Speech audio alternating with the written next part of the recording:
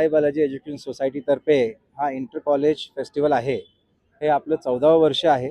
2013 पासून आपल्या विद्यार्थ्यांनी सुरू केलेलं आहे.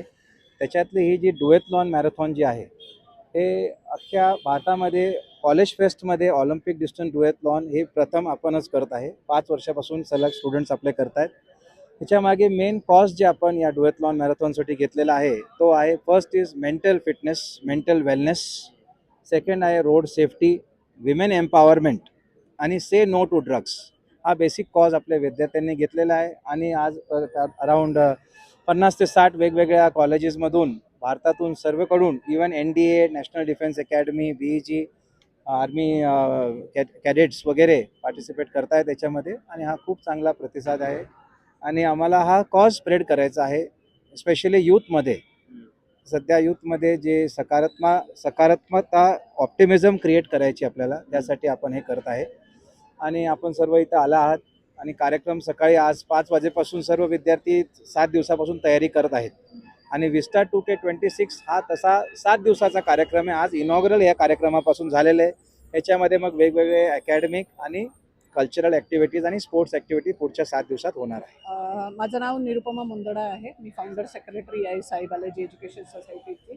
आणि आमच्याकडे आजचं जे होते पार्टिसिपेशन कुठेतरी मला वाटतंय 500 वर गेले आणि भरपूर कॉलेजेस जे आजूबाजूचे आहे कॉलेजेस त्यांनी पार्टिसिपेट केले. स्कूल्स आहे, त्यांचे स्कूलचे पण आहे. आता हे 2 जे आहे 10 किलोमीटरवाले मुलं आहे, फन रन ठेवले होते आम्ही मुलांसाठी. सम ऑफ देम हॅव पार्टिसिपेटेड याच्यामध्ये पण 5 किलोमीटर 10 किलोमीटर.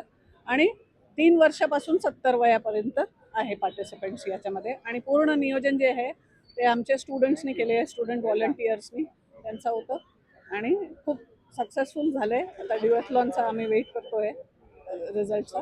बाकी सगळं झालं. सगळं प्रमुख उद्देश हेच होता की मेंटल अवेअरनेस जे आहे and health as a main priority for the family, for each and every person together, all together. Women empowerment, which is very much necessary right now. Say no to drugs, जे आपले युवा पिढी आहे त्यांच्यासाठी से no to drugs हे खूप, कारण की त्यांना एक ॲम्बिशन, एक गोल भेटलं की बाकी सगळे हे गोष्टी निघून जात आहे आपोआप. त्याच्यामध्ये फोकस जात नाही. हेल्थवर फोकस करा, फिटनेसवर फोकस करा, करिअरवर फोकस करा, हा मेन आहे.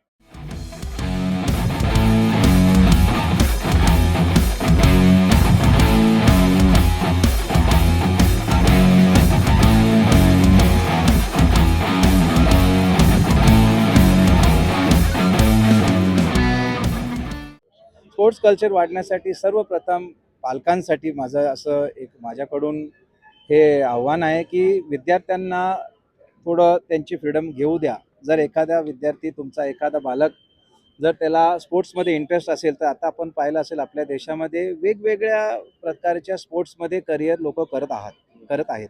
हॉकी, क्रिकेट हे नुसते तेवढंच नाही, त्याच्या पलीकडे जाऊन ॲथलेटिक्समध्येही आपले जे ॲथलीट्स आहेत ते चांगलं प्रदर्शन करत आहेत. तर माझं हेच म्हणणं आहे की शाळेच्या लेवलपासूनच विद्यार्थ्यांमध्ये स्पोर्ट्स हे बिंबवलं पाहिजे आणि ज्यांना स्पोर्ट्समध्ये इंटरेस्ट आहे त्यांना घेऊ द्यायला पाहिजे.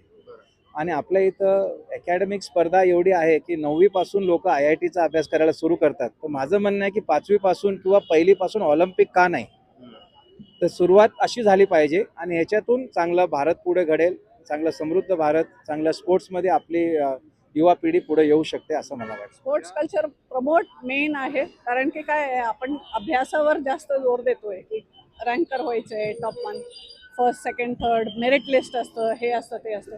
पण जे स्पोर्ट्समध्ये आहे प्रोत्साहन ते थोडं कमी वाटतं. कुठे ना कुठे भरपूर लोक सोडून देतात, कारण की त्याला संधीचं काही माहीत नसतं की काय काय प्रोव्हिजन्स आहे गव्हर्नमेंटमध्ये. भरपूर आहे प्रोव्हिजन्स, पण त्यांच्यापर्यंत ते जाऊच नाही शकत, हे प्रॉब्लेम आहे. प्लस मला वाटतं जेवढे आपले शिक्षण आहे संस्था, त्यांचं पण कुठे ना कुठे याच्यामध्ये सहभागी पाहिजे की बाबा प्रमोट करा तुम्ही पण स्पोर्ट्स तुमच्या शाळेमध्ये, कॉलेजमध्ये. एक लेवलपर्यंत असतं, शाळा लेवलपर्यंत स्पोर्ट्स असतं, त्याच्यानंतर सोडून देतात. तेवढं लेवल थोडं वाढवायला पाहिजे. आमच्या ग्रुपमध्ये जे आपले शाळा आणि कॉलेजेस आहेत याच्यामध्ये तर आम्ही विद्यार्थ्यांना फिटनेसवर खूप जोर देतो. एक्स्ट्रा करिक्युलर ॲक्टिव्हिटीजला आम्ही तेवढेच मार्क्स देतो जेवढे अकॅडमिक्सला देतो. आणि प्रत्येक विद्यार्थ्यांना आम्ही प्रोत्साहन करतो. आज आमच्या या स्पर्धेमध्ये 3 वर्षाचे लहान, सगळ्यात लोअर KGचे स्टुडंट्सपासून तर आउटसाईडपासून त्यांचे आजोबा वगैरे 70 वर्षाचे जे फन रनमध्ये त्यांनी भाग घेतलेला आहे.